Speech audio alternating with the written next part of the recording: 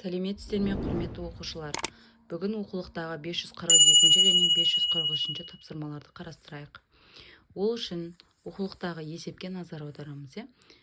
Мына жерде аралас бөлшектерді қосу болып тұр. Бұл жерде аралас бөлшектерді қосқан кезде бүтін бөліктерін бірінші қосып аламыз. 3-ке 2-ні қоссақ 5. 15 пен 25-ке ортақ бөлім береміз. Ортақ бөлім бізде 75 болады. 75-ті 15-ке бөлсек 5 болады. 75-ті 25-ке бөлсек 3 болады. Яғни бұларды көбейткен кезде алымдарына 5 плюс 21 бөлінген 75. 5 бүтін 75-тен 26 келіп шығады балалар. Келесі екінші есепте 2 бүтін 10-нан 7 плюс 9 бүтін 10-нан 2. Бұл жерде балалар бөлшектің бүтін бөліктері қосылады. 11 болады қосқан кезде. Бұл жерде 30 болады ортақ бөлім. 30-ды 10-ға бөлгенде 3-тен береміз, 15-ке бөлгенде 2-ден береміз. Сонда 21 қосу 4 бөлінген 30, 11 бүтін 30-тан 15. Мына жерде 25 пен 30 5-ке қысқарады, сонда 5-тен 6 болып келеді. Енді келесі 9-шы есепте. 3-ші есепте 9 бүтін 18-ден 5 плюс 6 бүтін 12-ден 1. Бұл жерде балалар бүтін бөліктерін қосып аламыз, яғни 9-ға 6-ны қоссақ 15 болады. 18 пен 12-ке ортақ бөлім бізде 36 болады. 36-ны бөлеміз, 18-ге 2-ден береміз, 36-ны 12-ке бөлгенде 3-тен береміз. Алымдарына көбейтсек 10 плюс 3 13 болады. Бөлімі сол қалпы жазылады және бүтін бөлігі 15 болып қалады. 4-ші есепте 1 бүтін 12-ден 7 плюс 3 бүтін 9-дан 5 балар. Бұл жерде 1 мен 3 қосылады 4 болады. Және 12 мен 9-ға ортақ бөлім 36. 36-ны 12-ке бөлсек 3, 36-ны 9-ға бөлсек 4-тен береміз. Сонда 21 қосу 20. 41 болады. Бөлімі жазылады. Бүтін бөлігі 4. Бұл жерде бір санға кемітілгеннен кейін балалар бізде бүтін бөлік 5 бүтін 36-тан 5 деп жазылады балалар. Келесі 5-ші есепте 5 бүтін 24-тен 5 плюс 2 бүтін 6-тан 1 балалар. Бұл жерде балалар жаңағы бетеміз ортақ бөлім 24 болады. 24 1-ден береміз, наған 4-тен береміз балалар. Сол кезде 7 бүтін 24-тен 9 шығады. Бұл деген сөз 9 пен 24-ге қысқарып кетеді.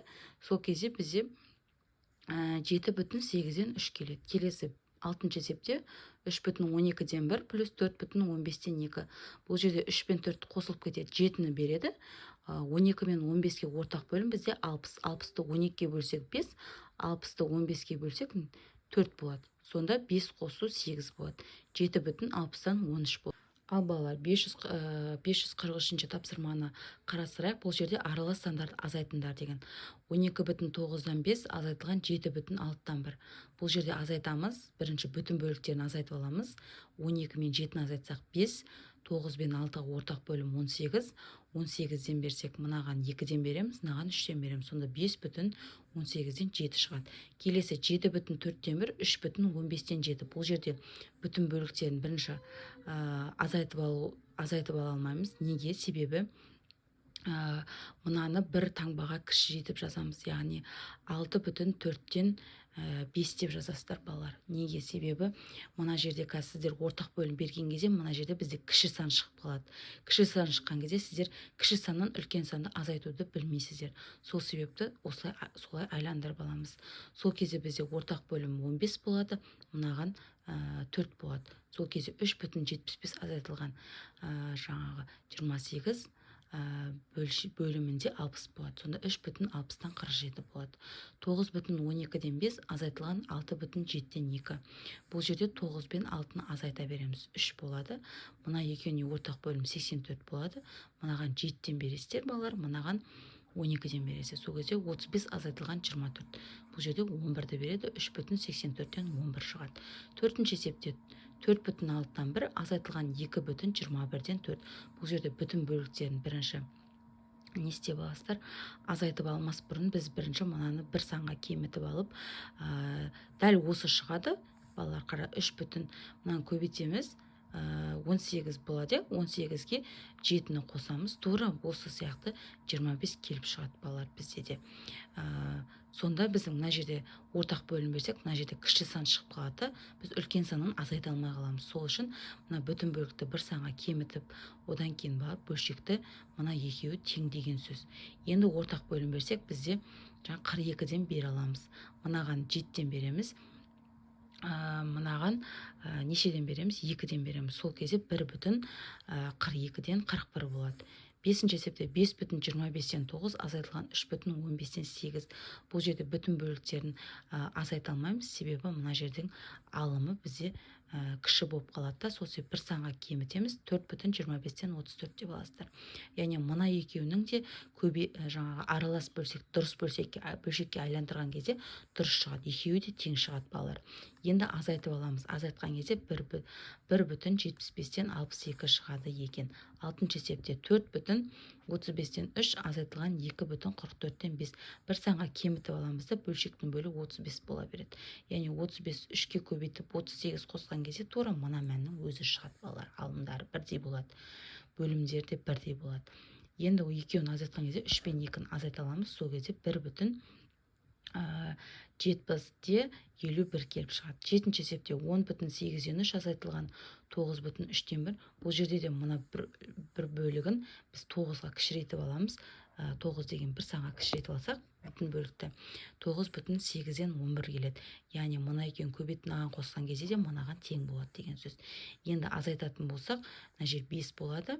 Мынаған 3-тен берсек, мынаған 8-ден берсек, сонда ортақ бөлім 24 болып, мына азайтылып кетеді. Сонда 5,24-тен 17 шығады. 8-ші есепте 7,16-тан 1 азайтылған 3,24-тен 5. Бұл жерде мынаны бір таңбаға кішірейтеміз бүтін бөлікті. 6,16-та 17, 7,16-та 1-ге тең балалар. Сол себепті осылай алсақ та болады. Енді азайтамыз 3,24-тен 5. Екінші бөлікті өзгертпейміз. Ортақ бөлім мынаған екеуіне 48 болса, 48 16-ға бөлсең 3, 48 24-ке бөлсең 2. Енді екеуін азайтып жіберсеңіздер, 51 азайтылған 10, 41 бөлім 48, бүтін бөлігі 3 болады. Келесі бала 544 пен 545-ші есеп талқылайық. 544-ші есепте 3,8-ден 1 плюс 7,12-ден 5 плюс 5,8-ден, бұл жерде 4-еу берілген бізде бөлшек. Осы бөлшектерді біз бірінші жинақтап алайық. Мына бөлімдері 8 болып тұрғандарды бір жинақтап, одан кейін 12 болып тұрғандарды бір жинақтап аламыз. Яғни бірінші 8 болып тұрғандардікі, мына 5-ке 5 қоссаң 8 болады, бөлімі 8, 1-ге 3-ті қоссаң 4, яғни 8,8-ден 4. 7-шісінде 7, одан кейін 12-де 6 болады. Яғни 5-ке 1-ді қоссақ 6 болады. Енді екеуіне ортақ бөлім бізде 24 болады. Ортақ бөлім беретін болсақ, 5 пен 7 15 болады. 15,27-ден 27, 24-ден 24, бұл жерде 16-ны береді балалар. Енді неге 16 деп жаздық? Себебі бір санға кішірейтіп жазып жатырмыз балалар. Келесі 10,5-тен 2 плюс 15,6-тан 5 плюс 3,5-тен 3 плюс 4,6-тан 1. Бұл жерде де балалар бөлімдері, бірдей бөліктерді бірінші жинақтап аласыздар. Мысалы 5 пен 5-ті бөлімдер 5 пен 5 болып тұрғанда бір бағана есептеп аламыз. Екінші 6 болғандарды бір бағанаға есептеп алып шығарасыздар балалар. Сол кезде екеуін жинақтаған кезде бізде 13,5-тен 5, 19,6-тан 1. Мынаны бір санға кішірейтіп тұрған кейін бізде 14-те плюс 20 деп аламыз. Одан кейін бұл 34-ті береді. Келесінде де 9,8-ден 7, 5,7-ден 1, 1,8-ден 1, 4,7-ден 5. Бұл жерде де балалар бөлімдері 8 болып тұрғандарды бір бағанаға жинап аласыздар. Екіншісінде бөлшектері 7 болып тұрғандарды бір бағанаға жинақтап алып есептейсіздер. Сол кезде бізде 11 плюс 10 тең 21 келіп шығады. Келесі 4-шісінде балалар 15,18-де 7 плюс 11,9-дан 8 плюс 9-дан 4 плюс 18-де 5, яғни бөлімдері 18 болып тұрғандарды бір есептеп аламыз, және 9 деп тұрғандарды, бөлімдері 9 деп тұрғандарды бір есептеп алып есептейміз. Сол кезде біздің есебіміз бізде 28 шығады екен. Келесі 545-ші есепте балалар бізге былай деген өрнек, мына жерде аның мәні берілген ғой бізге. Аның мәнінің орнына қойып есептеңдер деген. Ең бірінші балалар бұндай есеп келген кезде жақша берілетін болса, жақшаның ішін бірінші орындаймыз. Жақшаның ішінде тұрған аның орнына 6,2-ден 1-ді қоямыз. Сол кезде 7-ден 1-ді азайтатын болсақ, 7-ден 6-ны азайтсақ 1 болады. Ортақ бөлім бізде 2 және 5-ке 10 болады. Екеуіне ортақ бөлім беретін болсақ, 8 азайтылған 5. Бұл жерде 1,3 шығады. Біз аламыз 8,7-ден азайтамыз 1,3-ті. Сол кезде 7,4 шығады. Бұл дегеніміз 4 пен 10 қысқаратын болғандықтан 7,5-тен 2 болып келіп шығады. Екінші есепте де дәл солай балар. В-ның орнына 5,3-тен 2-ні қойып саласыздар. Қойып алып, жақшаның ішін бірінші орында аламыз. 8,10-нан 9 азайтылған 5,3-тен 2. Бұл деген сөз мына екеуін азайтып жібереміз. Сол кезде 3 мына екеуіне 30 болады да ортақ бөлім. Мынаған 3-тен бересің, мынаған 10-нан бересің. Алымдарына көбейткен кезде 27 азайтылған 20 бөлімі 33,30-дан 7 шығады балар. Енді бұны апарамыз да мына жерде 14,6-дан 1-ден азайтып жібересіздер. Сол кезде азайтып жүрген кезде мынаның алымы кіші болып тұр ғой. Сол себепті мынаны не істейміз? Бір саңбаға кішірейтіп жазып аламыз. Сол кезде 13,6-дан 7 азайтылған 3,30-дан 7. Солай азайтылған кезде 10,35. 35 азайтылған 7 бөлшектің бөлімі 30 болады. Сонда 10,10-нан 28, екеуі де бірдей санға қысқарып кетеді бізде. Екеуі де 2-ге қысқартсақ 10,15-тен 14 келіп шығады балалар. Үшінші есепте дәл сондай. А-ның мәніне 7,10-нан 2-ні қойып аламыз да. Одан кейін жақшаның ішін орындап аламыз. Бірінші жақшаның ішін бұнан бір санға кемітіп жазып жібереміз да. Сол кезде 8,50-ден 53 деп жазамыз. Мынаның бөлімі алымы қараңыздар балар. Алымы кішкентай болғандықтан балар, біз оны бір санға кемітіп, үлкендеу санға бөлшекке айландырып аламыз. Бірақ мына бөлшек пен мына бөлшек бізде тең. Екеуі де тең, екеуі де бірдей сан шығады алымдарды, бөлімдерде.